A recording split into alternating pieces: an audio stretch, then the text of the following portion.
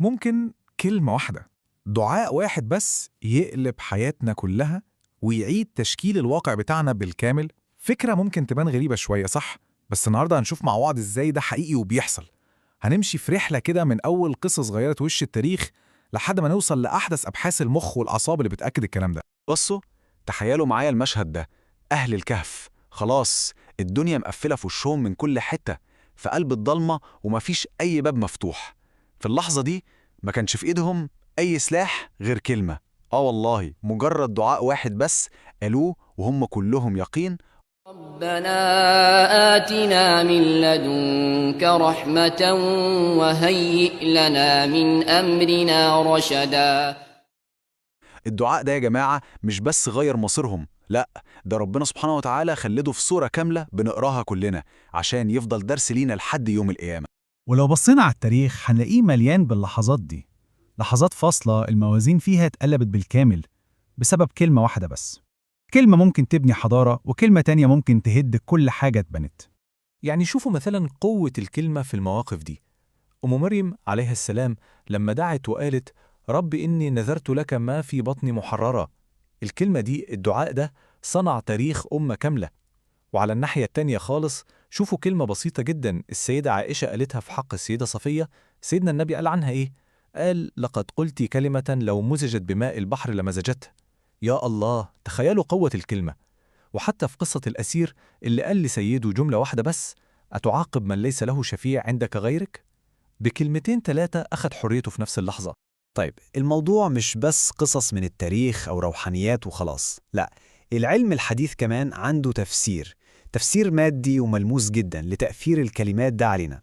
تعالوا بينا بقى ندخل في التفاصيل العلمية ونشوف إزاي مخنا بيتغير بالكلام. سنة 2012 طلع كتاب مهم قوي من جامعة بنسلفانيا اسمه الكلمات تقدر تغير مخك. الكتاب ده مش مجرد كلام، لأ، ده بيشرح بالأبحاث والتجارب إزاي اللغة اللي بنتكلمها والحوارات اللي بتدور جوه دماغنا دي بتقدر تعيد تشكيل مخنا، حرفياً بتغيره فيزيائياً. المفهوم الأساسي اللي بنتكلم عنه هنا اسمه المرونة العصبية أو النيوروبلاستيستي. زمان كانوا فاكرين إن المخ خلاص بيتكون أول كام سنة في عمرنا وشكرا على كده، لكن العلم أثبت اكتشاف رهيب، إن المخ عنده قدرة مذهلة إنه يتغير ويعيد تشكيل نفسه ويبني وصلات عصبية جديدة طول ما احنا عايشين. وعشان بس نتخيل حجم التأثير اللي بنتكلم فيه، مخ الإنسان فيه حوالي 100 مليار خلية عصبية. 100 مليار، رقم ضخم جدا. وكل كلمة، كل فكرة، كل جملة بنقولها لنفسنا أو بنسمعها بتشتغل زي المبرمج اللي بيعيد تشكيل وبرمجة الشبكة المعقدة دي. وهنا بقى النقطة المهمة قوي، الكلام السلبي، النقد، الشكوى، كل ده بيعمل إيه في مخنا؟ بيخلق مسارات عصبية متوترة ومقفولة، زي ما تكون طرق كلها مطبات وإشارات بتخنق قدرتنا على التفكير والإبداع. لكن على العكس تماماً، الكلمات الإيجابية والذكر والدعاء بتبني مسارات عصبية مرنة وهادية، كأنها طرق سريعة ومفتوحة بتفتح عقلنا وتخلي عندنا صفاء ذهني وسلام داخلي. طب والنتيجة النهائية لكله ده إيه؟ النتيجة إن الكلمات الإيجابية والذكر بتخلي المخ يفرز مادة اسمها الدوبامين. الدوبامين اللي بنسمع عنه ده هو ده الناقل الكيميائي المسؤول عن السعادة والتحفيز والسلام الداخلي. يعني الموضوع ما طلعش مجرد كلام تنمية بشرية وخلاص، لا، ده إحنا فعلا بنقدر نصنع كيمياء السعادة جوه مخنا بلساننا. طيب، بما إن الكلمات الإيجابية هي اللي بتنتج الدوبامين، فالدين بتاعنا، الدين الإسلامي، الحقيقة إنه قدم لنا أداة قوية جدا ومجربة بقالها قرون عشان نشغل العملية البيولوجية دي. الأداة دي هي الذكر. الآية دي بتلخص كل اللي بنقوله.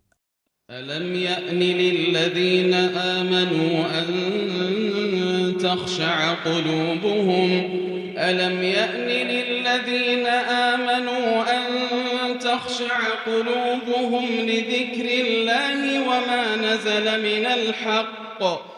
تخيلوا الآية دي نزلت على الصحابة بعد إسلامهم ب4 سنين بس، كأن ربنا سبحانه وتعالى بيقول لهم وبيقول لنا إن الأداة الأساسية اللي هتواجهوا بيها أي أزمة وهتغيروا بيها أي واقع هي أن قلوبكم تخشع بذكر الله.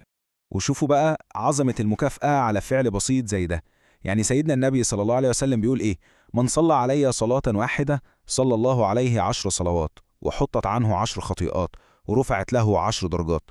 كل ده عشان كلمة واحدة بس بنقولها. متخيلين حجم التغيير الرهيب اللي ممكن يحصل في ميزان حسناتنا وحياتنا كلها لو واظبنا على ذكر زي ده؟ طيب كلام جميل قوي، بس إزاي نحول كل ده لواقع عملي في حياتنا؟ الموضوع كله في تغيير الزاوية اللي بنبص بيها على الدنيا. في 3 عدسات كده أو 3 طرق تفكير لو طبقناهم كلماتنا هتتحول من مجرد كلام بنردده لأداة تغيير حقيقية وفعالة. العدسات دي هي عدسة العبودية وعدسة الهمة وعدسة الفهم. كل واحدة منهم بتدينا منظور مختلف تماما بيوجه كلامنا مع نفسنا وبالتالي أفعالنا كلها. أول عدسة، ودي أصل الحكاية كلها، هي عدسة العبودية.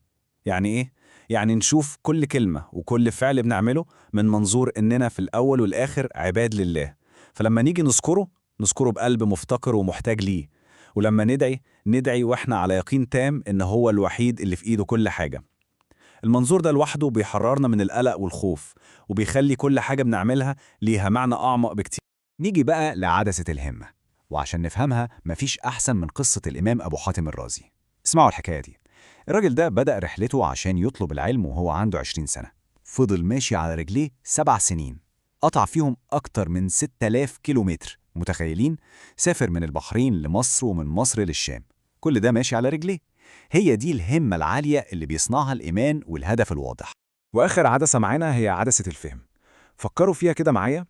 أي مشروع أو أي هدف في الدنيا عشان ينجح محتاج 4 حاجات أساسية: إنك تبدأ صح، وتفضل ثابت على الطريق، ويكون عندك علم ينور لك السكة دي، وتكون عادل في تعاملاتك. صح؟ طيب العجيب بقى والغريب إن ال4 أركان دول موجودين في دعاء بسيط قوي بنقوله كل يوم وإحنا نازلين من بيتنا، كأننا كل يوم الصبح بنعمل برمجة لعقلنا على أسس النجاح دي. وبكده بعد ما ربطنا بين الإيمان والعلم، وبعد ما عرفنا الأدوات العملية اللي في إيدينا، جه الوقت اللي كل واحد فينا يبدأ فعلا يصنع المشهد الجديد بتاعه.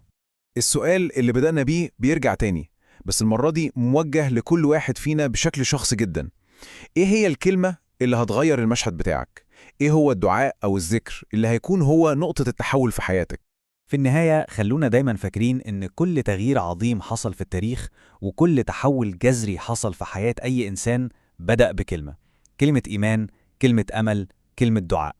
التغيير دايما بيبدأ بكلمة. فكروا فيها كويس.